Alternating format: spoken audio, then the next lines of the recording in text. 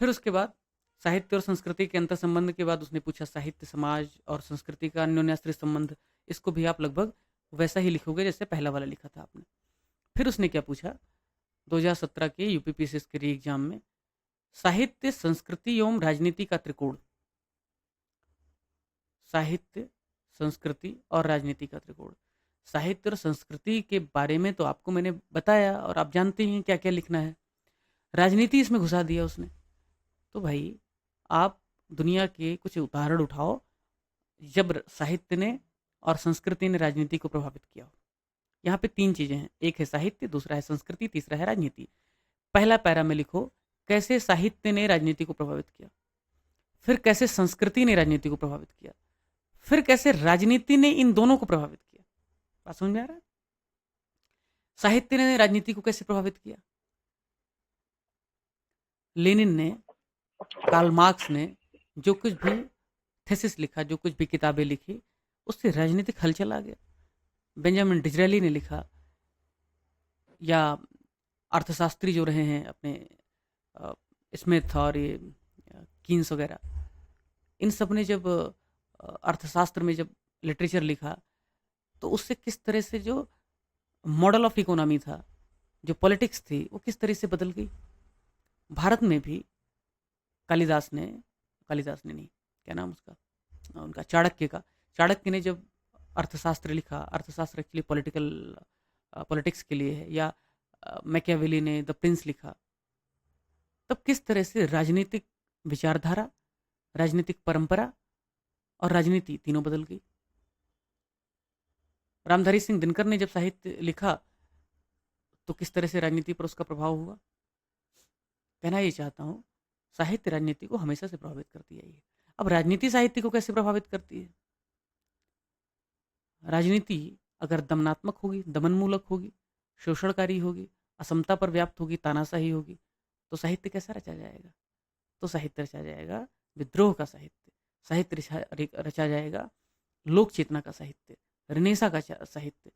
अंग्रेजों के समय में जब दमन शीर्ष पर था, भारत में अंधकार व्याप्त था, भारत में संस्कृति को कुचला जा रहा था, भारत में बहुत हद तक उत्थान नहीं हो पा रहा था, तब मैथिली शरण गुप्त भारत भारती लिखते हैं। 1940 में जब निराशा था दमन के प्रति, शोषण के प्रति, तब दिनकर कुरुक्षेत्र लिखते हैं। कहते हैं कि क्षमा शोभते उस भुजंग को जिसमें भरा गरल हो, उसको क्या जो नख दंत विषहीन साहस सरल हो। दिनकर लिखते हैं संस्कृति के 4 अध्याय में कि भाई समाज इतना शोषण और असमानता पर व्याप्त है और कमजोर को सताया जा रहा है, और आप उसका साथ नहीं दे रहे हैं कमजोर का, और आप शोषण के विरुद्ध बोल नहीं रहे हैं, तो उस पाप के भागीदार आप भी हो। और वो कहते हैं कि बड़ा सुंदर लाइन है कि वो क्या है, जो तटस्थ हैं समय लिखेगा उनके भी अपराध, समर से नहीं पाप का भागी केवल व्याध, व्याध मतलब बहेलिया, शिकार करने वाला, जो तटस्थ हैं समय लिखेगा उनके भी अपराध। तो कहने का अर्थ यह है कि साहित्य राजनीति को खूब प्रभावित करता है। संस्कृति राजनीति को कैसे प्रभावित करती है? अगर सांस्कृतिक विविधता है भारत जैसे देश में, सैकड़ों जातियां, हजारों विचारधाराएं, एथनिसिटी, लैंग्वेजेज, परंपराएं, तो संस्कृति अगर विविध है, संस्कृति अगर बहुत डाइवर्स है, तो राजनीति का मॉडल क्या होगा? प्रेसिडेंशियल सिस्टम हो सकता है क्या? हाँ, राष्ट्रपति शासन तो नहीं हो सकता। लोकतांत्रिक व्यवस्था में पार्लियामेंट्री मॉडल ही ज़्यादा कारगर होगा। भारतीय लोकतंत्र के सर्वाइव करने के पीछे एक और कारण माना जाता है कि यहाँ पे हमने पार्लियामेंट्री सिस्टम ऑफ डेमोक्रेसी को अपनाया, जहाँ पर सभी विचारों, सभी संस्कृति, सभी एथनिसिटी, सभी जातियों का रिप्रेजेंटेशन है। अगर यही हमने राष्ट्रपति का मॉडल अपनाया होता, प्रेसिडेंशियल फॉर्म ऑफ गवर्नमेंट अपनाया होता, तो क्या होता? कोई एक व्यक्ति शासन करता, जो चाहता वो करता, एक बार चुन लिया जाता, फिर उसके बाद में इम्पीचमेंट इतना आसान तो होता नहीं, रूल करता। तो कहना ये चाह रहा हूँ कि संस्कृति कैसी है, विविधतापूर्ण है, तो उसमें विविधता को समेटने के लिए, अनेकता में एकता लाने के लिए राजनीति का वैसा मॉडल रखना पड़ेगा। ये बात अलग है पर्सनालिटी कल्ट के आधार पर राजनीति हो रही है। अभी चुनाव हुआ, आपने क्या देखा? खंडित जनादेश मिला, एक गठबंधन को बहुमत मिला है, एक पार्टी को नहीं। और गठबंधन को बहुमत मिला, पार्टी को नहीं, उसके पीछे कारण है कि भारत में इतनी ज़्यादा विविधता है कि कोई एक विचारधारा, कोई एक सिंबल, कोई एक नारा, कोई एक आह्वान किसी भी तरीके से उसको मेजॉरिटी हमेशा दिलाएगा, ये संभव नहीं है। क्योंकि स्विंग वोटर्स की संख्या बहुत ज़्यादा है, उनकी आइडियोलॉजी, उनके विचार बदलते रहते हैं। ठीक है, 543 में आप कुछ भी कर लो, 543 सीटें तो ला ही नहीं सकते, इतनी ज़्यादा विविधता है। ठीक है, तो इस तरह से संस्कृति राजनीति को प्रभावित करती है। राजनीति कैसे संस्कृति को प्रभावित करती है? राजनीति संस्कृति को ऐसे प्रभावित करती है कि भाई ब्रिटिश का शासन था, तो ब्रिटिश ने ये फैलाया हवा कि आप तो जो काले लोग, सांवले लोग हो, वो तो असभ्य हो, सभ्य बनाने की जिम्मेदारी तो हमारी है, हम न्यायपूर्ण लोग हैं, आप पर शासन करना हमें ईश्वर का हुक्म है, ईश्वर का मैंडेट।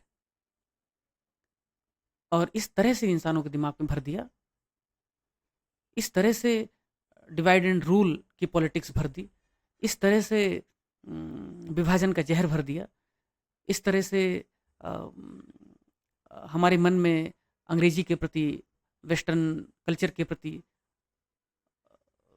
दिमाग में घुसा दिया कि हमारी संस्कृति का वेस्टर्नाइजेशन हुआ, हमारी संस्कृति में इन्फीरियरिटी कॉम्प्लेक्स घुस आया, भर भर के हम अंग्रेजी की तारीफ करने लगे। जो साहित्य रचा जाने लगा उसमें अंग्रेजी फिल्मों की, अंग्रेजी साहित्य की ही खूब चर्चा होती थी। जिसे अंग्रेजी नहीं आती हो तो हीन है। भाई भाषा सिर्फ संवाद का माध्यम होता है।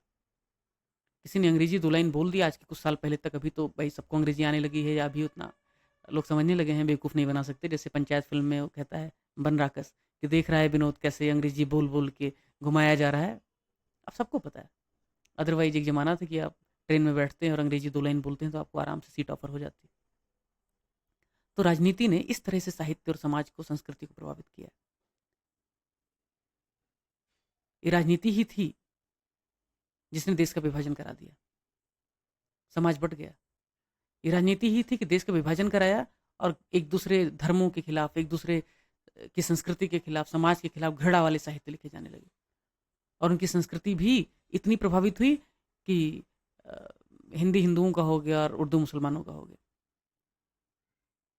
तो राजनीति कैसे प्रभावित होती है, करती है, इन दोनों को आप लिख सकते हैं। और भी 50 एग्जाम्पल हो सकते हैं। इंटरनेशनल एग्जाम्पल ले लीजिए आप, मैथोलॉजी के एग्जाम्पल ले लीजिए। मैथोलॉजी में कैसे एग्जाम्पल आप लेंगे कि महाभारत जब हुआ, कुरुक्षेत्र जब हुआ, उस समय की जो कुत्सित राजनीति थी, उस समय जो पुत्र प्रेम की राजनीति थी, उस समय जो फेवरेटिज्म की राजनीति थी, उस समय जो मोह की राजनीति थी, उसने युद्ध करा दिया।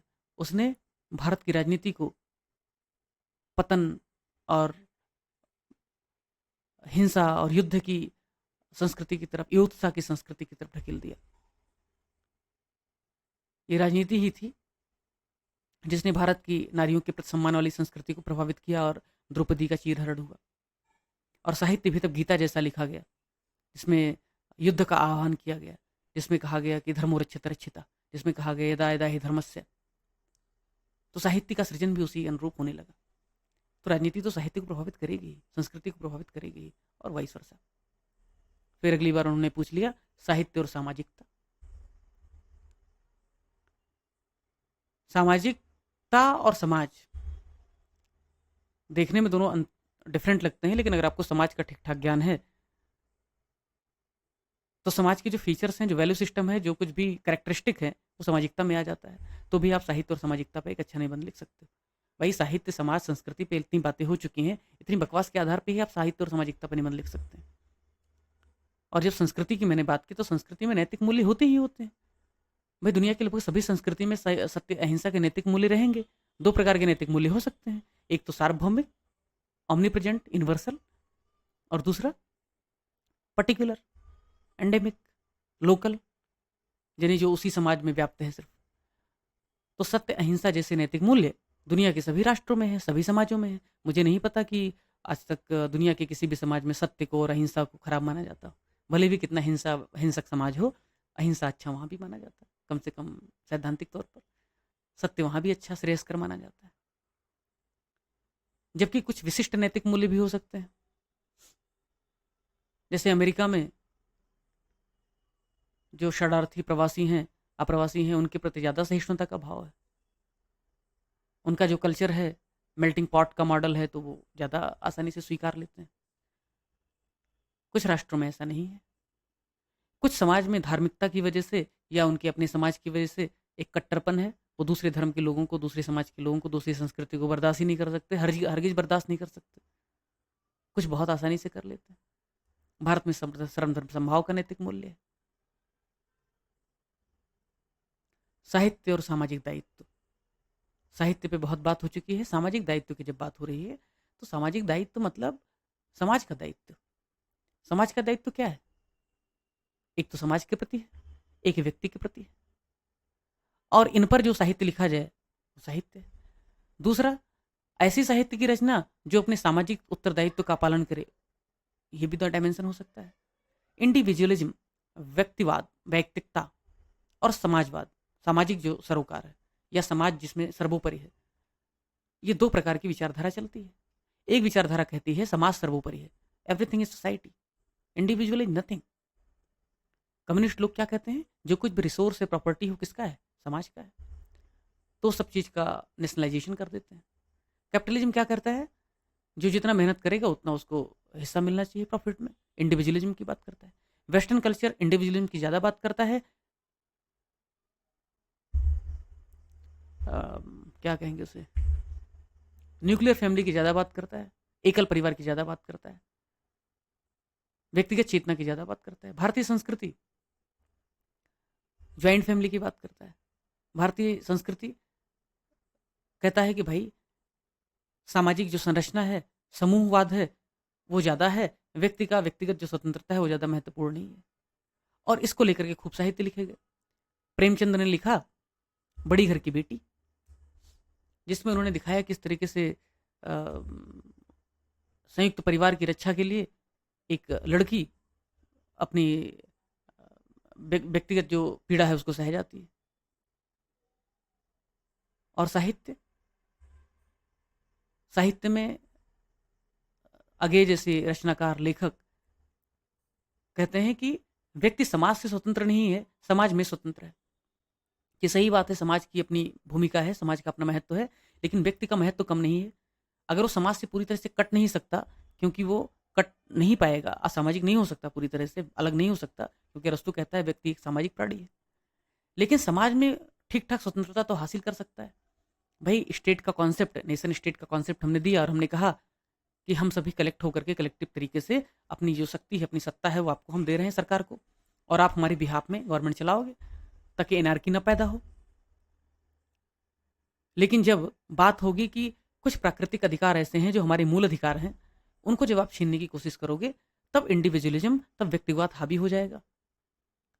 सरकार ट्रांसपोर्टेशन पे कंट्रोल करे, ठीक है, सरकार सामाजिक पब्लिक यूटिलिटी पे कंट्रोल करे, ठीक है, फॉरेन अफेयर्स पे कंट्रोल करे, ठीक है, फाइनेंस पे कंट्रोल करे, ठीक है, लेकिन सरकार जब ये दखल देना शुरू कर देगी कि कौन क्या खाएगा, पहनेगा, पिएगा, सरकार ये कहना शुरू कर देगी कौन किससे शादी करेगा, सरकार ये कहना शुरू कर देगी कि कौन सा वेबसाइट चलाएगा, मोबाइल में क्या देखेगा, तब वो व्यक्तिवाद पर, इंडिविजुअलिज्म पे बहुत बड़ा खतरा है।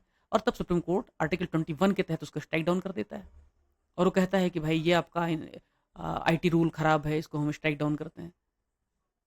हाडिया के केस में कहा कि भाई आर्टिकल 19 और 21 के तहत कि भाई विवाह किसी भी पसंद के व्यक्ति से किया जा सकता है, 21 के तहत, सॉरी।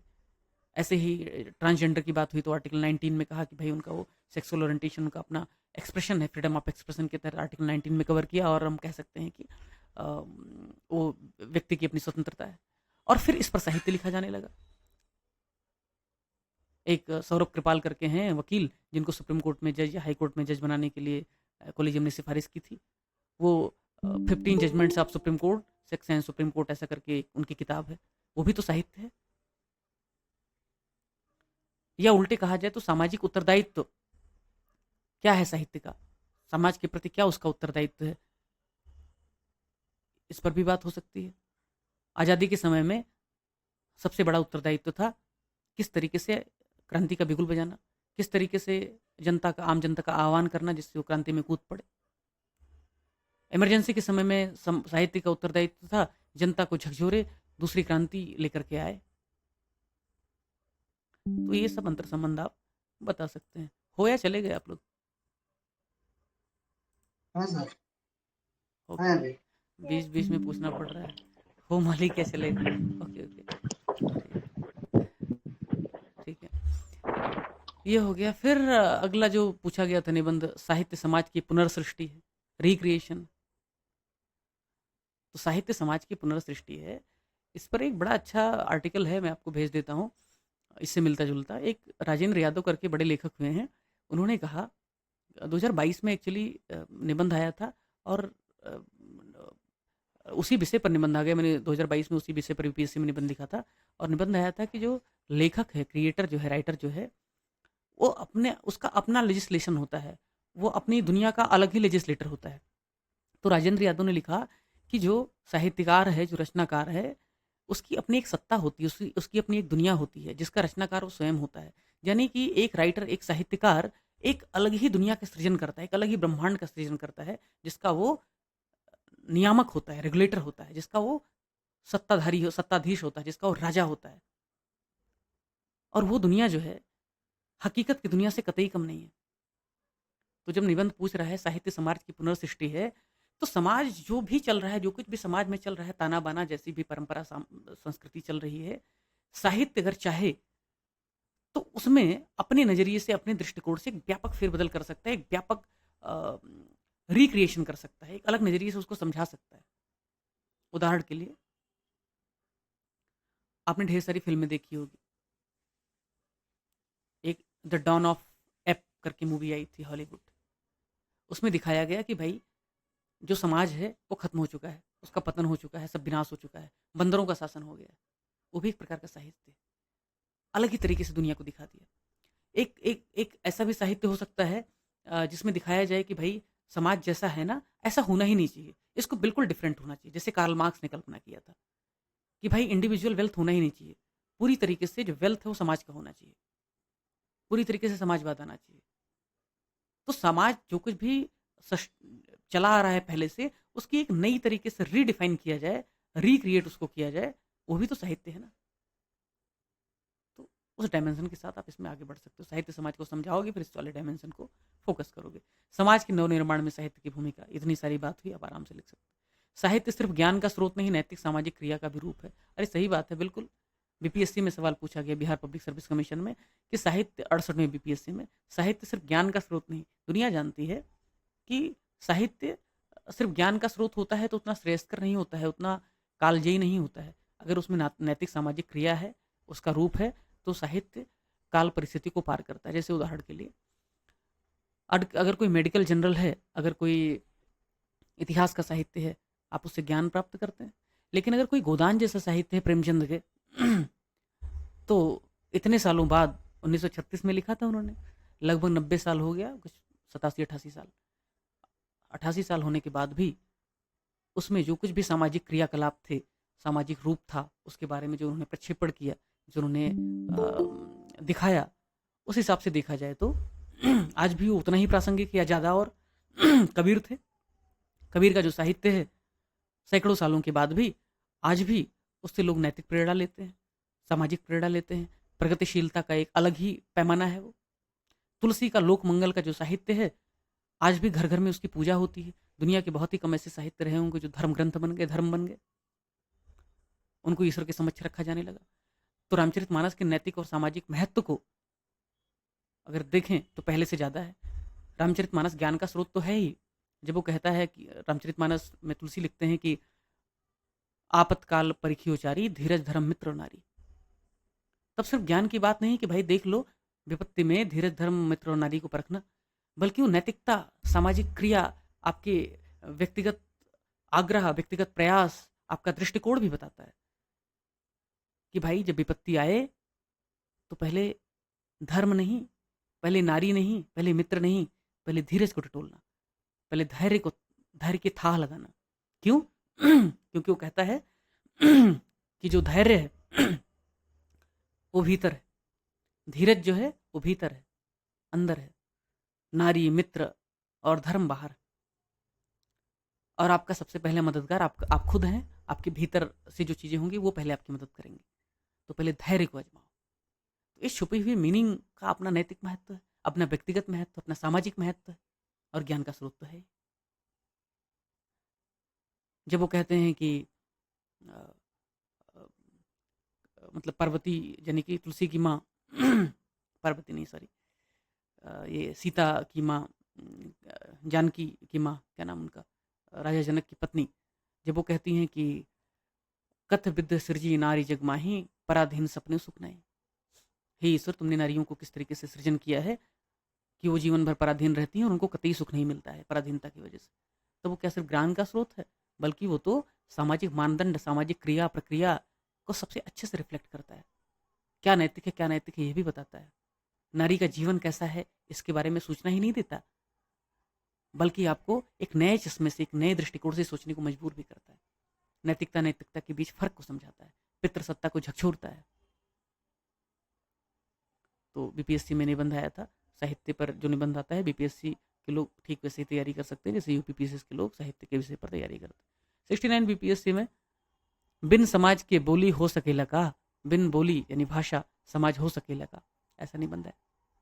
अब इसी को हिंदी में अगर पूछ ले यूपीपीसीएस में, क्या क्या बिना समाज की कोई भाषा बोली संभव है क्या, या बिना बोली भाषा की कोई समाज संभव है क्या, तो इसका सीधा सीधा उदाहरण है यार कि पहले अंडा मुर्गी में कौन आया, ये बहस करने की जरूरत नहीं है।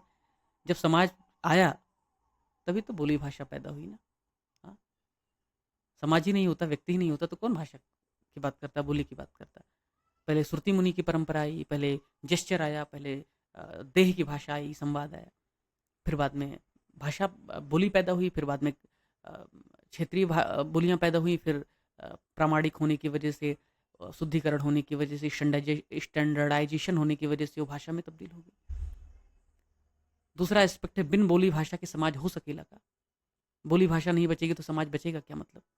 अरे भाई, जब अंग्रेज आए, अंग्रेजी भाषा को थोप दिया, क्षेत्रीय भाषाएं चाहे वो हिंदी हो, तमिल हो, तेलुगु हो, उनका पतन होने लगा, तो सामाजिक पतन भी होने लगा, क्योंकि फिर हम अंग्रेजी भाषा में सोचने लगे, अंग्रेजी भाषा को समझने लगे, अंग्रेजी विचारक, अंग्रेजी साहित्यकार, अंग्रेजी पॉलिटिकल थॉट, इन सब में हम आसक्त हो गए। तब हमें लगने लगा अंग्रेज से ज़्यादा न्यायपूर्ण कोई नहीं है, उनसे ज़्यादा न्यायप्रिय कोई नहीं है, अंग्रेजी जानने वाला ही व्यक्ति विद्वान होता है, हिंदी बोलने वाले या फिर क्षेत्रीय भाषा बोलने वाले तो मूर्ख होते हैं। धीरे धीरे समाज का पतन होना शुरू हो गया, और आज स्थिति ये है कि हमें ये कहना पड़ रहा है कि मातृभाषा में शिक्षा देनी चाहिए, क्योंकि व्यक्ति मातृभाषा में सबसे अच्छे से सीख पाता है। तो क्यों हुआ ये? इसलिए हुआ क्योंकि हमने एक बोली भाषा को ज़्यादा बेहतर माना और समाज का हमारे पतन हो गया धीरे धीरे। तो ये सब आप डायमेंशन उसमें लिख सकते हैं। दूसरा जो टॉपिक है, इसको थोड़ा शॉर्ट में कहेंगे, बहुत लंबा हो गया सेशन। दूसरा जो टॉपिक है वो है राष्ट्रीय और अंतर्राष्ट्रीय घटनाक्रम। बस इसमें मैं आपको एक चीज़ दिखाता हूँ। इंटरनेशनल इशूज पे जो तीसरा वाला टॉपिक होता है यूपीपीसीएस में, उसको मैं गारंटी के साथ कह रहा हूँ, मैं प्रिडिक्ट करने वाला हूँ। परीक्षा के पहले 3-4 निबंध दूंगा मैं आपको, मॉडल निबंध, और तीसरा निबंध का पेपर आउट हो जाएगा। और आप कहोगे अरे यार, ये तो मॉडल आंसर, मॉडल निबंध में हमने लिखा था। क्यों कह रहा हूँ मैं ऐसा? देखो भैया, साल 2021 में यूपीपीसीएस ने पूछा, राष्ट्रीय अंतर्राष्ट्रीय घटनाक्रम जो टॉपिक है उस पर पूछा, वर्तमान में भारत की विदेश नीति। और 2020 में जब कोविड आया, हो ना आप लोग सब? हाँ भाई, साथ है ना आपका? यस सर, यस सर, ठीक है। यस सर, 2000, हाँ यस सर। ठीक है ठीक है ठीक है ठीक है। 2021 में यूपीपीसीएस में पूछा, वर्तमान में भारत की विदेश नीति। 2020 में कोरोना आया, भारत और दुनिया तबाह हो गई। दुनिया की जब विकसित देश फेल होने लगे, अमेरिका ने दूसरों की वैक्सीन छीनना शुरू कर दिया स्वार्थ की वजह से, तब भारत ने रिकॉर्ड संख्या में पीपीटी बनाए। क्या था वो, कौन सा किट था? पीपी किट था। इसके अलावा मास्क बनाए बहुत बड़े स्केल पर। भारत दुनिया की फार्मेसी होने की वजह से लगभग जेनेरिक ड्रग्स का एक बल्क हम प्रोड्यूस करते हैं, दुनिया की फार्मेसी कही जाती है। जेनेरिक दवाओं का उत्पादन किया, पैरासीटामॉल हमने अमेरिका तक को बेचा। फिर बाद में हमने रिकॉर्ड समय में वैक्सीन बनाया, और फिर क्या किया, ये सब करने के बाद हमने उन सबको मित्र राष्ट्रों को फ्री में बांटा, सप्लाई किया। और क्या किया, ग्लोबल लेवल पे इंडिया की पहचान बढ़ी। इंडिया, साउथ अफ्रीका जैसे देशों ने मिलकर के डब्ल्यूटीओ में एक पिटीशन फाइल किया, क्या करने के लिए? वर्ल्ड इंटेलेक्चुअल प्रॉपर्टी राइट को लेकर के। कि जो वैक्सीन है फाइजर वगैरह मॉडर्ना वगैरह की, उनमें से इंटेलेक्चुअल प्रॉपर्टी राइट है उसको एग्जेम्प्ट किया जाए, दुनिया के सभी लोग वैक्सीन बना सके। इंडिया ने अपने नेवर के साथ वैक्सीन मैत्री इनिशिएटिव शुरू किया। वैक्सीन मैत्री 2-3 साल तक इंडिया की फॉरेन पॉलिसी में एक महत्वपूर्ण तत्व था। नेबरहुड फर्स्ट तो चल ही रहा था। तो भारत की विदेश नीति अपने टॉप पर थी साल 2021 में, इसकी वजह से पूछा इसने। साल 2020 में आप सबको पता है कि कोरोना शुरू ही नहीं हुआ था कि गलवान हो गया था। गलवान में हमारे शहीद हो गए थे कई जवान। चीन के साथ तनाव चरम पर था, युद्ध हो जाएगा बस ऐसे लग रहा था। सामान्य विद्यार्थी भी सोच लेगा अंतर्राष्ट्रीय स्तर पर इतनी बड़ी घटना घट रही कि भारत चीन में इतना तनाव है, तो चीन भारत संबंध पर सवाल नहीं पूछेगा। और 2020 में सवाल पूछा। इंडियन आर्मी से 20 soldier killed in Chinese troops. तो भारत चीन पे सवाल पूछ लिया। 2019 में नई सरकार आई। मोदी जी ने शुरुआती कार्यकाल में, पहले कार्यकाल में बहुत फोकस किया विदेश नीति पर। मिडिल ईस्ट के साथ, अरब कंट्रीज के साथ, वेस्टर्न दुनिया के साथ बहुत अच्छे संबंध बनाए, अफ्रीका के साथ, इवन फलस्तीन और इजराइल में डीहैफनेशन रखा, पॉलिसी लागू किया। एस जयशंकर को हमने विदेश मंत्री बना दिया फॉरेन पॉलिसी को और बेहतर करने के लिए। तब क्या भारतीय विदेश नीति के बदलते प्रतिमान पे सवाल नहीं आना था? और ये तो कॉमन थीम था, पहले भी पूछा जा चुका था। 2016 में भी, 17 में भी डोकलम और मेजर स्क्रमिसेस फेस ऑफ होते रहे भारत और चीन के बीच। 2013 में भी हुआ था, 2010 में भी हुआ था, 2016 और 17 में भी हुआ। और जब ये हुआ तो भारत चीन सीमा विवाद पे सवाल नहीं पूछेगा। 2015 में ISIS ने अरब इलाकों पे इतना बड़ा कब्जा कर लिया था, ऐसे लग रहा था कि भाई इराक, सीरिया जैसे देशों पर ISIS का पूरा कंट्रोल हो जाएगा। काफ़ी हद तक हो ही गया था। तब क्या पश्चिम एशिया में आतंकवाद पर सवाल नहीं पूछेगा? साल 2010 में यूनाइटेड स्टेट के साथ 2008 का जो 123 एग्रीमेंट था न्यूक्लियर डील का, उसके बाद बहुत बड़ा न्यूक्लियर सहयोग हुआ। इंटरनेशनल एटॉमिक एनर्जी एजेंसी का बड़ा रोल था। तब क्या वैश्विक परमाणु सहयोग पे सवाल नहीं बनना था? क्योंकि ये चीज़ें तो भर भर के रोज आ रही थी आर्टिकल। तब जब न्यूज़पेपर पढ़ोगे तो खाली GS के लिए पढ़ोगे क्या? क्या आपको ये ध्यान नहीं रखना कि इस पर बार बार आर्टिकल आ रहा है, इतना बड़ा समझौता हुआ? भाई 123 न्यूक्लियर डील से बड़ा कोई समझौता हुआ है क्या भारत के इतिहास में परमाणु सहयोग को लेकर के? जब वो समझौता हुआ तभी हमारी अनटचेबिलिटी दुनिया के साथ खत्म हुई। तभी दुनिया ने हमें, ऑस्ट्रेलिया जैसा देश, जापान जैसा देश जिसने एकमात्र पीड़ित राष्ट्र है जिसने न्यूक्लियर डिजास्टर को और न्यूक्लियर अटैक को झेला है, उसने भी भारत को यूरेनियम और न्यूक्लियर सहयोग पर समझौता किया हुआ है। तो क्या कम सफलता थी? वो तो प्रस्थान बिंदु था भारतीय इतिहास में न्यूक्लियर सहयोग को लेकर के।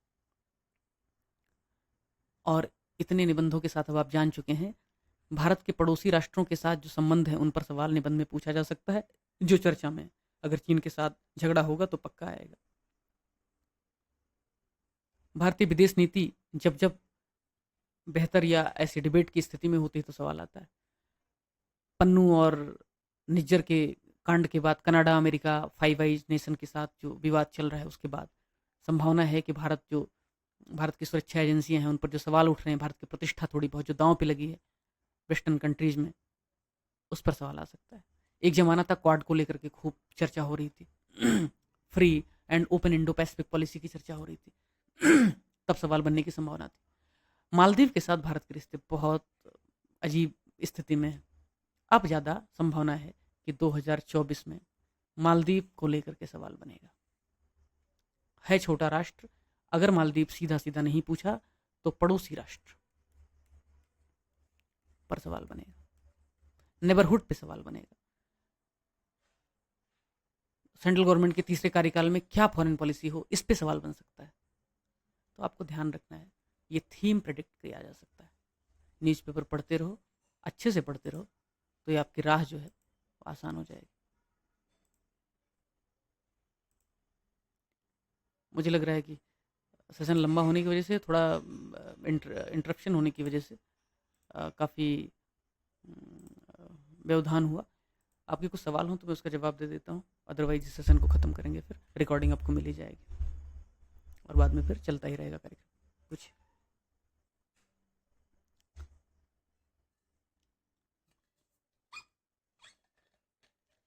कुछ है सवाल समझ में आया अब तक, या जो नहीं समझ में आया, कोई सवाल क्वेरी पैदा हुई हो सहज रूप से?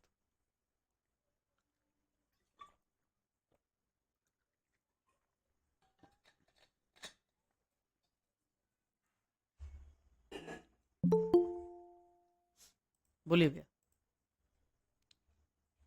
कोई सवाल नहीं है? खत्म करें फिर?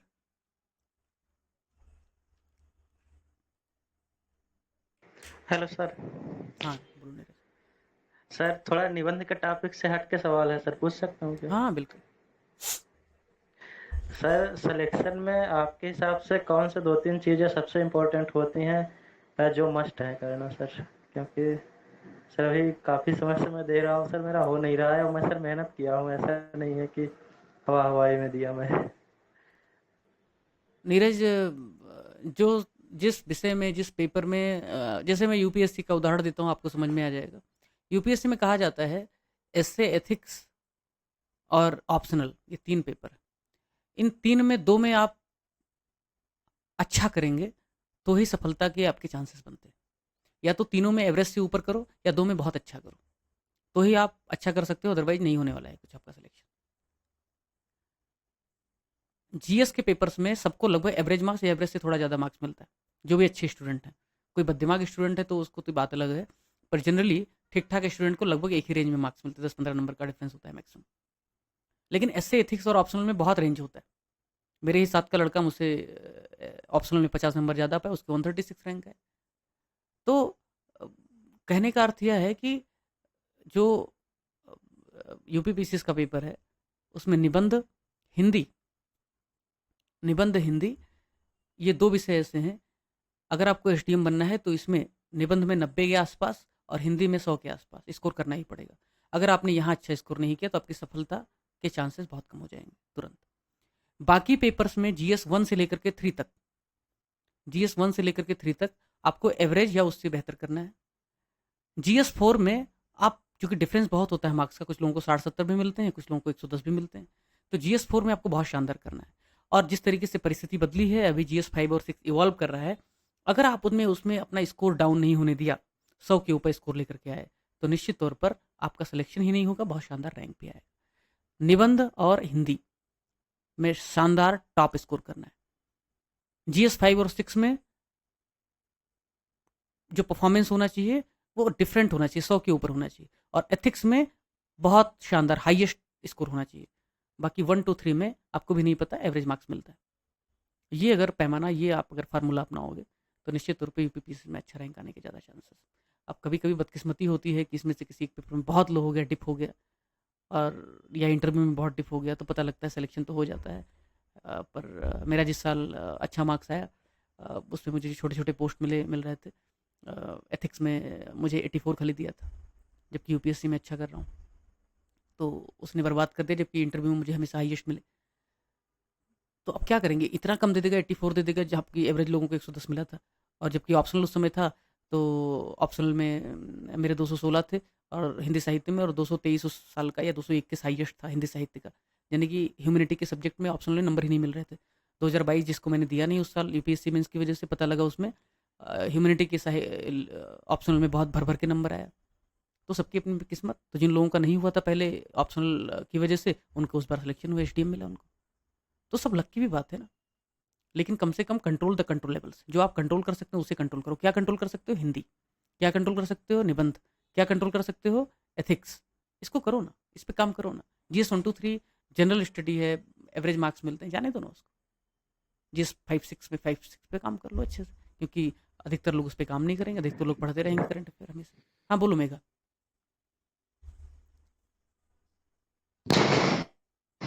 सर कह रही थी मैं कि सर ऐसे में करंट अफेयर्स को भी जोड़कर लिख सकते हैं। हाँ बिल्कुल, करंट अफेयर। अभी जब अंतर्राष्ट्रीय संबंधों पर, चीन के साथ संबंधों पर सवाल आया, तब उसमें आपको करंट का काफ़ी इस्तेमाल करना ही पड़ेगा। जब साहित्य और समाज के संबंधों की बात आई, तब उसमें आप देखोगे कि किस तरह से आजकल दुनिया में टेक्नोलॉजी, सोशल मीडिया समाज को प्रभावित कर रहा है। तो करंट का रोल तो हर जगह है ना, लेकिन आप इस्तेमाल कैसे करते हैं? ये कंटेंट का प्रॉब्लम नहीं है, प्रॉब्लम है आप चलाते कैसे, उसे इस्तेमाल कैसे करते हैं। नमक स्वादानुसार, जितनी ज़रूरत हो उतना इस्तेमाल कर लें।